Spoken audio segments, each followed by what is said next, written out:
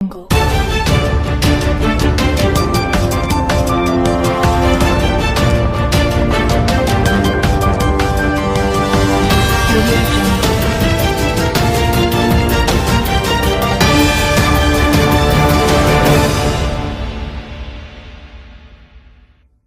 आजिकालीर जीवन जापन रे आमे प्रायतः आमर स्वास्थ्य को अवहेला करू। अनेक विश्वास करती जे गंभीर यकृत रोग केवल मद्यपन को प्रभावित करे, तथापि एही धारणा परिवर्तन हेउछि कारण डाक्तर माने निकट रे चेतावनी देइछन्ति जे मद्यपान बिना मध्य लोक माने विपदजनक यकृत रोग विकसित करि पारिबे, जहा प्रतिरोध को गुरुत्वपूर्ण करिथाए।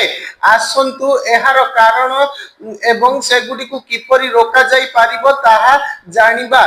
लिभर सिरोसिस हेउछि आउ एक गंभीर अवस्था जहाकू प्रायतः एक नीरव घातक कुहा जाए कारण एहा प्रारंभ रे कौनसी बड़ लक्षण बिना धीरे धीरे शरीर को क्षति पहुंचाए। एही समय मध्य रे लिभर रे चर्बी जमा हेबा आरंभ हुए, धीरे धीरे स्कार टिश्यू तैयारी हुए। एही अवस्था शेष रे सिरोसिस आडकू गति करे। पूर्वरु एहाकू केवल मद्यपान सहित जड़ित बोली भाबुथिले, किंतु वर्तमान एहा खराब खाद्य, मेद बहुलता, मधुमेह एवं चाप भली समस्या सहित मध्य जड़ित होई जाइछि, जहा एहाकू आहुरी विपदपूर्ण करि देछि। आपण जानि आश्चर्य हेबे जे एही रोग धीरे धीरे यकृत को कठिन करि दिए, जहा फल रे एहा कार्य करिबा कष्टकर होई जाए। शरीर रु विषाक्त पदार्थ बाहर होई पारे नाही, पाचन बाधा प्राप्त हुए एवं रक्त प्रवाह प्रभावित हुए, जहा अनेक अंग को प्रभावित करे। एहा पेटर तरल पदार्थ धरी रखिबा, आखि एवं चर्म हलदिया पड़िबा एवं बारंबार संक्रमणर कारण मध्य होई पारे। यकृत क्षति किपरि हुए एवं एहार लक्षण गुड़िक कौन? यकृत शरीर एक गुरुत्वपूर्ण अंग जहा हजम एवं विषाक्त पदार्थ बाहर करिबारे सहाय्य करे। निरंतर चाप जोगु यकृतर कार्य क्षमता धीरे धीरे ह्रास पाइबाकू लागे।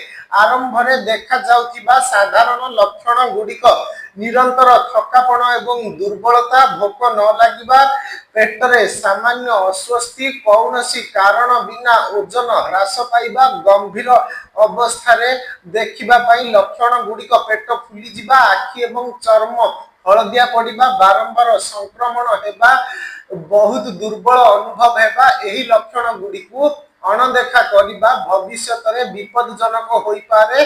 तेणु डाक्तरଙ୍କ द्वारा निजर जांच करांतु।